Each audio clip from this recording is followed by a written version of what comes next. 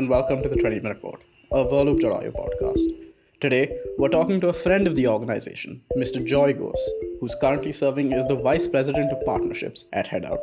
Regular followers of Verloop.io will know Ghose from his time with us as a panelist on our customer support during COVID-19 webinar series, a link to which you will be able to find in the show notes.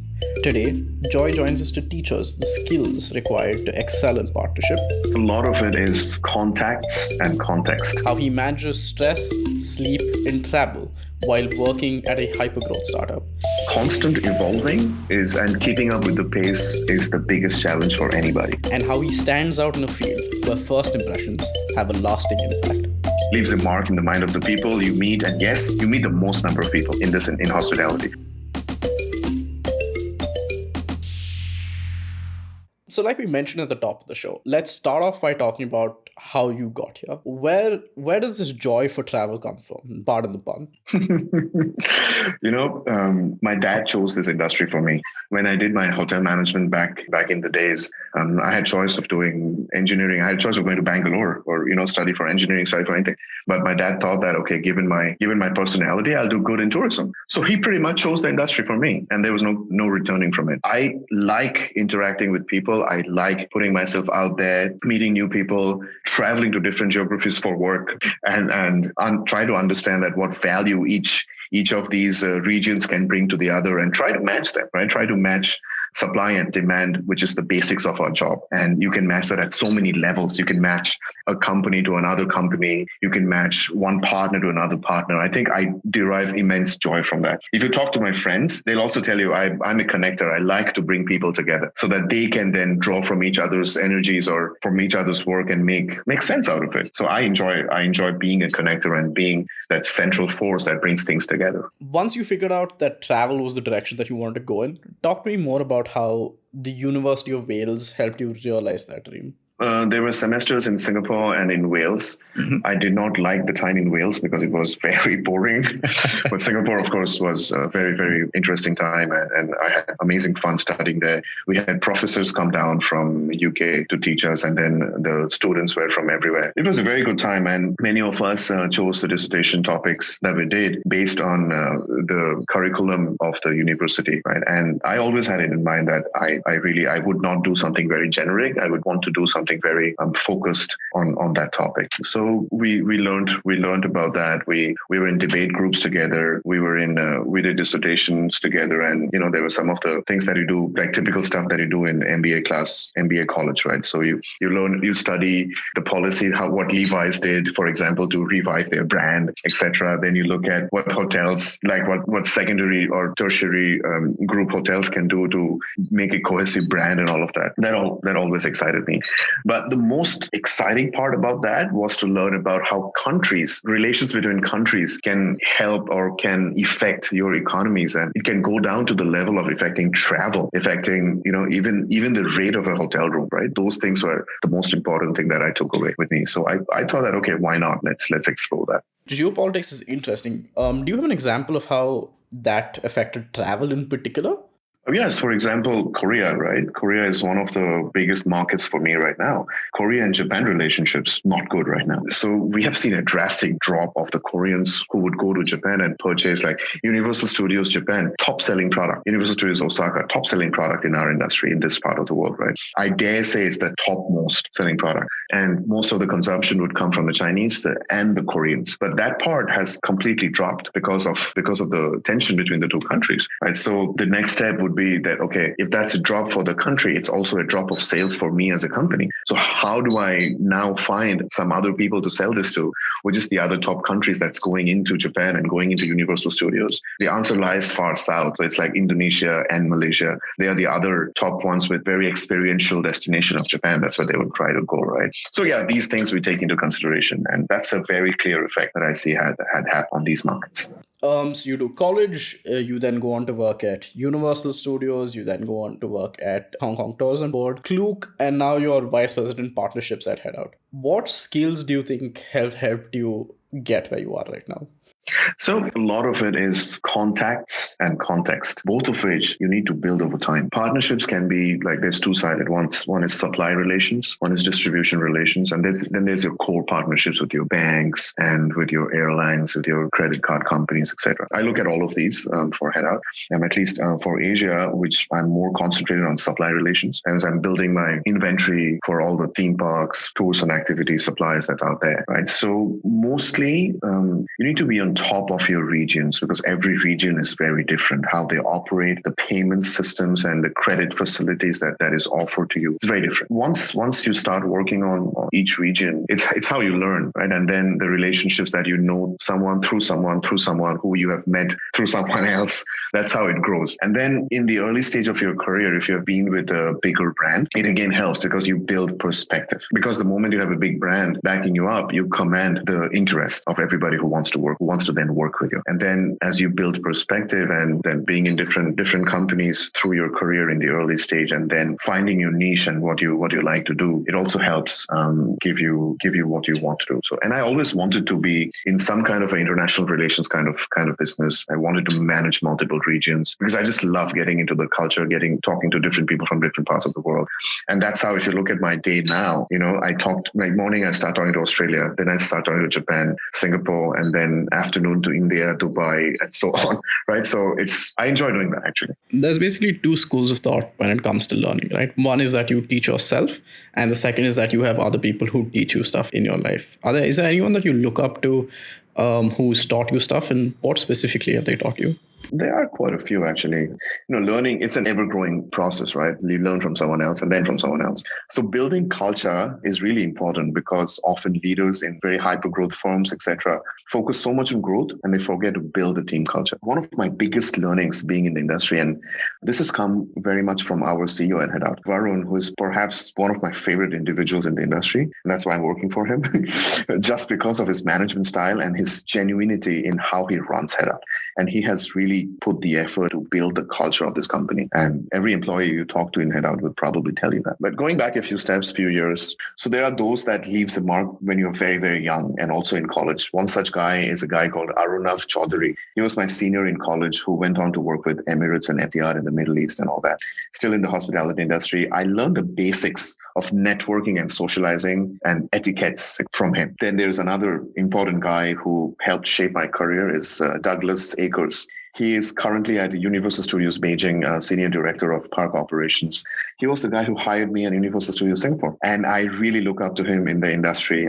I do not make any big professional career decisions, even now, without consulting. Then there is my ex-boss in Universal Studios, a guy called Edward Go. He moved on to work in Disney for a while. He has helped me shape my mind in terms of marketing and sales. And he's the one who gave me the courage to move from marketing to sales in the first place. Because if you're in marketing, you always have this marketing versus sales thingy. You don't want to move to sales because you don't want to call yourself a sales guy. He's the one person who pushed me to achieve that, I think. Now it's like not much of a difference between sales and marketing because one needs to know the other. Amongst all industry leaders, if you ask me, then the ex-CEO of Disney, Bob Iger, right? I read his book, I watched his masterclass. He's also someone who started from nothing and worked his way up. And I definitely do want to, I aspire to be someone like him in the industry as well. So he is another of my idols. You obviously work across multiple time zones, right? I think all the way from the Middle East to Japan. How do you manage to maintain a healthy sleep cycle? If you're managing all the way to America, then it's a very tough one. And I did that in my previous job. But in this current job, I managed till Middle East. So previously, the sleep patterns were haphazard. So I would just get 5 to 6 hours of sleep. That's it. But then I realized if you're managing a very big region, you're already a very senior person. So you don't need to have the entire reporting directly to you. The rule of thumb that I learned is every reporting line can manage around 7 people under them. So as long as you spread out these 7 people in the regions properly and you delegate the tasks to them, you will be fine. Right? So that's something that I have begun to apply in my regional management of every time zone. Right now, it's a little bit easier. And I like to be more hands-on, which is what the need of the industry is right now as well. So right now, sleep patterns are like 7 hours, top 6.5 to 7 hours. And the rest of it, I catch up on the weekends. Even before we talk about COVID, working in a hyper growth startup like Headout has to be stressful, right? What are some of the challenges of being in such an organization? How do you deal with them? I think constant evolving and keeping up with the pace is the biggest challenge for anybody.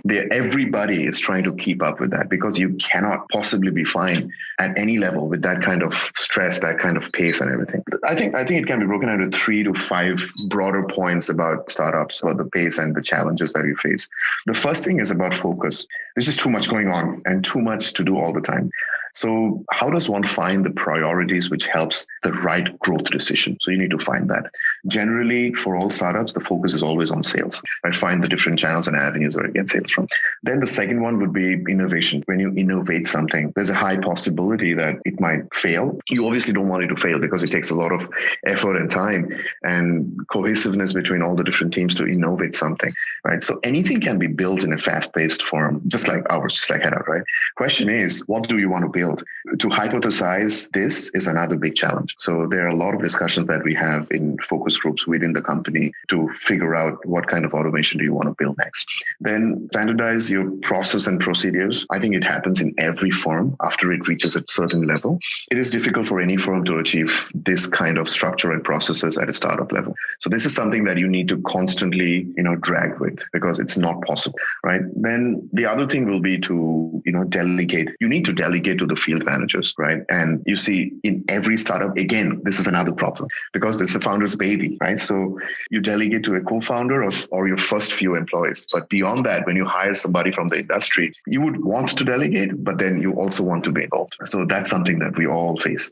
I think the last point is, we need to reward our employees. You give enough thanks and kudos in an open group now that everyone's working from anywhere, right? So you need to get that inculcated in your culture because employees need to be very motivated to work in such a hyper growth startups.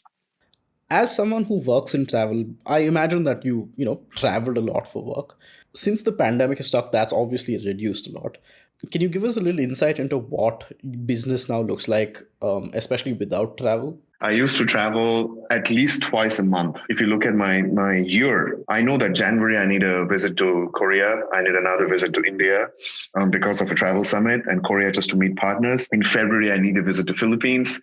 And then, in March, I need a visit to Dubai for another travel summit. So it's very, on the run. So it's constantly churning. And I know that, okay, I return from one trip, next trip is already booked ahead. So yes, it's very, very important to meet your travel partners from time to time. What's the difference between, say, meeting someone in person and having a meeting with them over Zoom and email? From experience, I can tell you that if you sit with the partner in Indonesia and make a deal, it takes probably 5 hours to strike that deal, 5 hours of meetings and conversations and emails in total to strike that deal, as compared to if you try to do it on a Zoom call, back and forth emails, 2 weeks, 3 weeks, 1 month, deal is still not struck. Some people will tell you that, okay, COVID has taught us that you don't really need to make that meeting. You can make it a phone call. You don't need to make it a phone call. You can make it an email, right? So everyone is trying to tell you that look at the brighter side. You don't really need to do this. But in our industry, if you look at the execution of things and the time it takes and how efficient you are, if you're actually meeting somebody, you're much more efficient to get the job done. That's how I feel from my experience. I'm really it's been the longest in my life that I've not traveled. And yes, efficiency rates, we're trying to keep it as high as possible. We're still trying to sign contracts and find partners. One thing has helped because partners have more time to talk to you. When everything is normal, they have lesser time. So they will only meet you or entertain you when you're in their market, knocking on their door. Right now, they have a little bit more time because there's no one knocking on their door. So that kind of balanced it out a little bit, but still, it's not as efficient as before. So I'm looking forward to start traveling again, actually.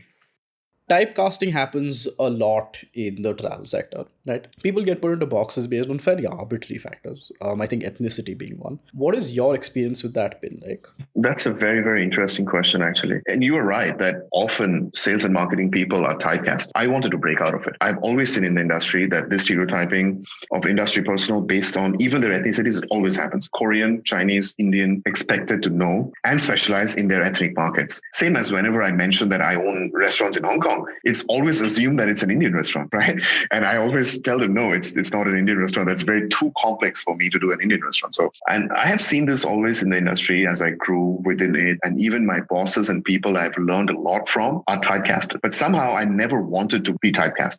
I've always told myself that I will be someone who knows all markets and not be a specialized resource to just one. In order to achieve this, I picked my jobs and markets so that the kind of exposure I get with the next job is something new. And I'm not taking up a new job just because I've excelled in the previous markets that I was handling. And do I get to learn something new, a new market or a new skill? It was always a very conscious effort that I had to put in my career to build my career. And that helped me a bit. You're someone who clearly likes to stand out from the crowd, right? And your headshots are testament to that. Where other people sort of chose to have like dull and fairly template-like photos, you're all kinds of zany with your cool hat and like your pocket square. Why is that important to you? Right. So, it's a funny thing. Actually, my aunt told me that, Joy, you need to change your LinkedIn photo. This was way back. This is in 2006 or 2007 I'm talking about, right? Well, there was one time I was in Korea and I was like, I came across a studio that does headshots, and my then fiance, now wife, told me that we should actually go do these and all that. So that's where the headshots came from. It came from a studio, Sam's Studio. It's called Sam's Studio in Dongdaemun. Shout out Sam Studios. Leaves a mark in the mind of the people you meet. And yes, you meet the most number of people in hospitality. And it's all about the image, the slight flamboyance that comes with it, the style, but you still need to be your humble self. And, as a kid, I've always admired a well-dressed gentleman. If I see him on TV, if I see my dad or anyone, my uncles, my cousins, and I believe that a man has no excuse to be not well-dressed, right? So I try to do that every day in my life, right? So rather than dressing for the occasion, I dress as if every day is an occasion, right? So I actually do that. Power dressing is of immense importance, and I think it can also help boost one's confidence.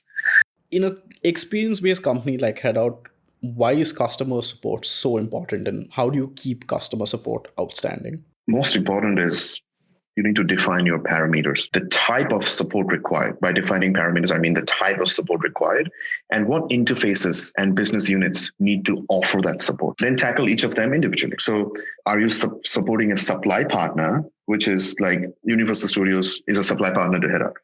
Disney is a supply partner to Headout. Are you supporting that supply partner? Or are you supporting a customer, which is a different kind of support, customer operations support, right? They're very different. And although one can be automated to a certain extent, the other can't, right? So you cannot completely automate any kind of support. You really need, at the ultimate level, you really need some kind of human interference, right?